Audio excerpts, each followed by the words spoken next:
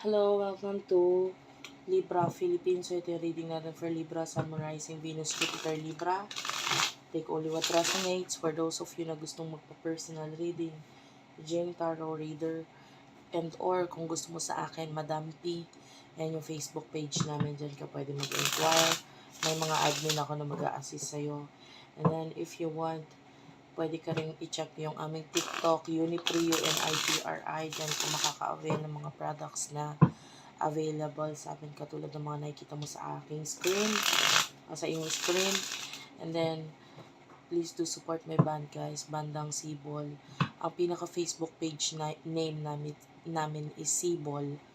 Pero marami kasing lalabas na Facebook page na gano'n ang pangalan. Kaya ang i-search mo Bandang Sibol, vocalista po ako dyan.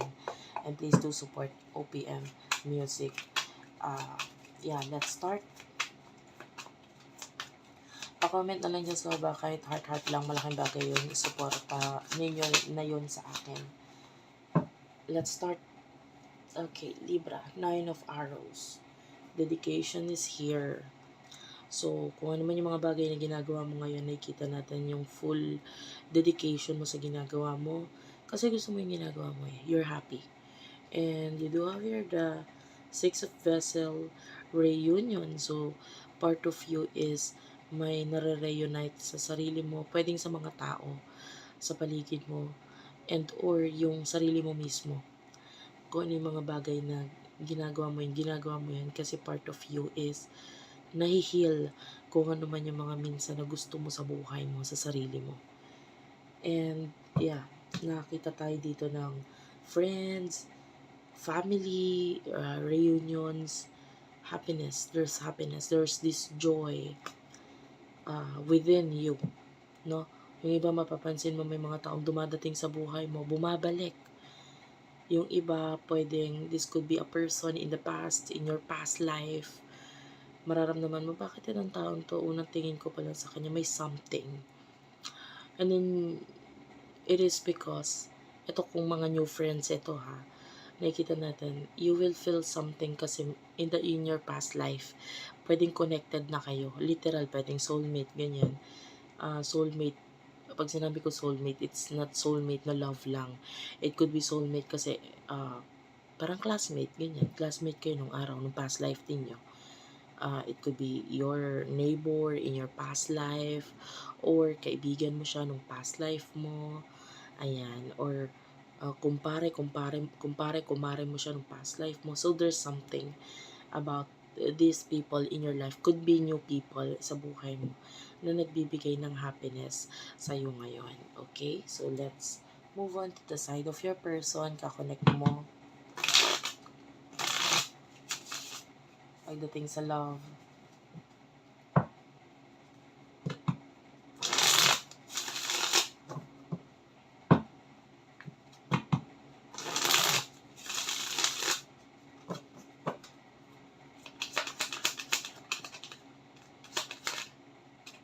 Person na kakonect mo pagdating sa love, you do have your balance. This is Libra energy and the 4 of stones. Okay?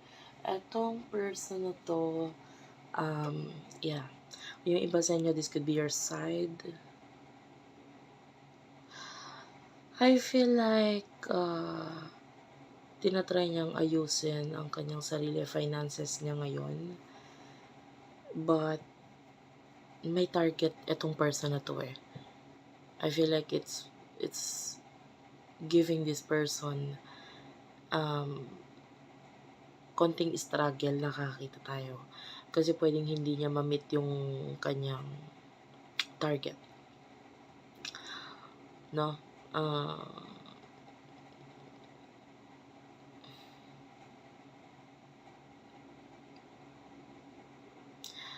As much as possible, may mga bagay sa taong tong ayaw niya mabago, pero wala siyang choice kundi mababago at mababago talaga.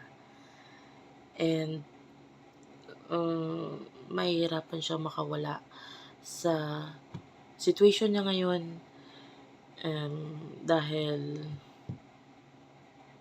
I feel like nakakagawa ng paraan yung mga bagay or sitwasyon sa paligid niya para hindi siya makaalis doon. And it could be regarding work, career, or home. Ayan, nakakita tayo dito na nahihirapan itong taong ito na makaalis dun sa sitwasyon na yun dahil dun sa pinagdadaanan niya ngayon. Medyo mahirap. Okay? Emotions.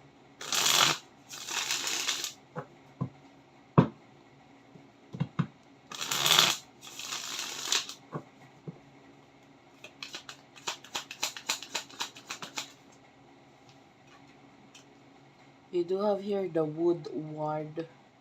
Okay. I can feel this Aries energy, Gemini, Libra, Aquarius.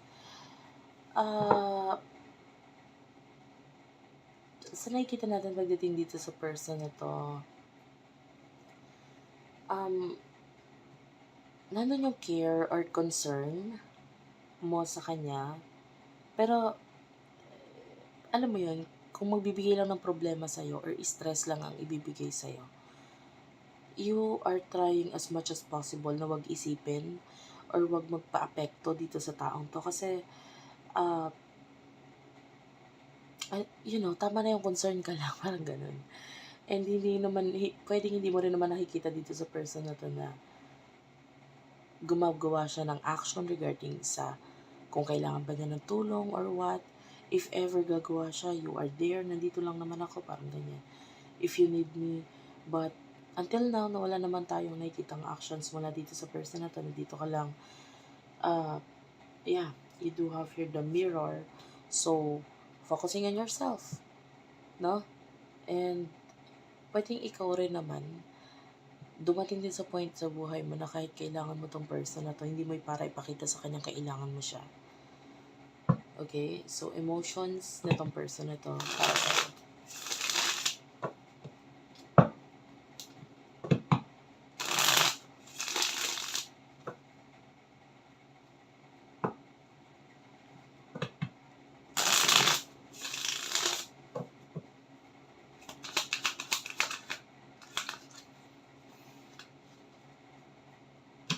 You do have here the Four of Arrows.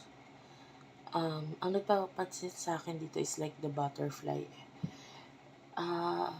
When you see a butterfly, mapapansin mo yung butterfly, di ba? Halimbawa, out of all the flowers around you, pag may lumipad na isang paru-paro, doon ka sa paru-paro mapapatingin. And I feel like this person is seeing you as the butterfly. Seeing you as very attractive, very unique, and very special. Okay? Nakikita ka niya as that. And you do have here the Six of Arrows. Lalo na sa mga pagbabagong ginawa mo sa sarili mo. And malaki ang ginawa mong pagbabago sa sarili mo ngayon, especially on how you show yourself to the world. Kung paano mo ipakita ang sarili mo sa mundo, paano mo dalhin ang sarili mo. Knight of Stones is here. And the Knight of Stones is, there's a horse sa picture. This person is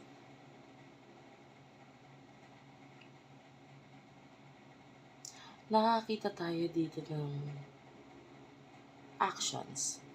No? This is Cancer energy na nakukuha ko. So, tell me about this. What's with the Knight of Stones? Four of Vessels, boredom. Okay. Bottom of the deck, you do have here Seven of Vessels, mourning.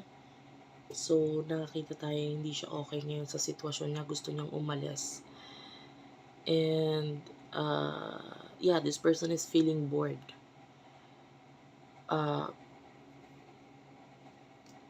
May mga times na pag nararamdaman niya yung feeling ng boredom, sabi ko nga, ikaw yung parang butterfly, diba, sa mata niya. So, there are times na itong person na to is like looking for you, watching you, tinitingnan niya yung maybe yung social media mo, whatever post ang ginagawa mo, stories mo, this person is really watching you. Pinapanood ka niya, tinitingnan ka niya. Especially the times na wala siyang ginagawa or wala siyang magawa. Okay? Maybe during rest day or break, lunch break, etc.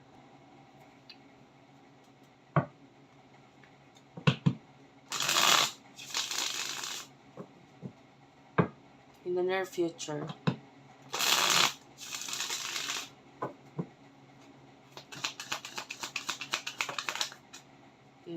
you do have here the Three of Vessels, the King of Bows, and the Seven of Arrows.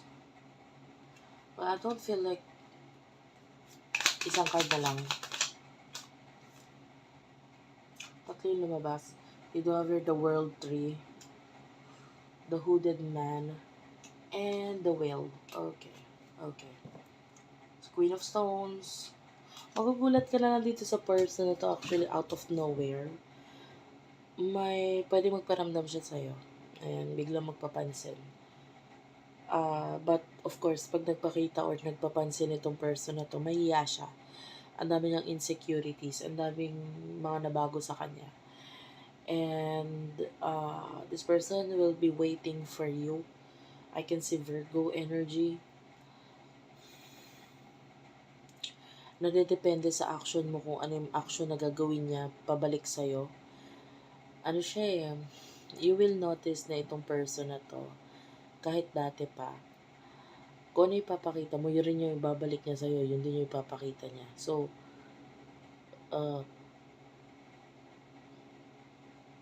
in the future, nadedepende sa action mo sa kung ano yung action na ibabalik niya sa'yo. But I can see a lot of insecurities. May insecure talaga siya, harap siya sa'yo, but there's a lot of insecurities. Maybe kasi sa kanyang finances, sa kanyang itsura, sa mga nangyari sa inyo, whatever. So, harap siya, pero pwedeng hindi siya masyadong mag-open up because, of course, nakakahiya sa part niya. Okay? So, thank you for watching, guys. I love you all, and bye-bye.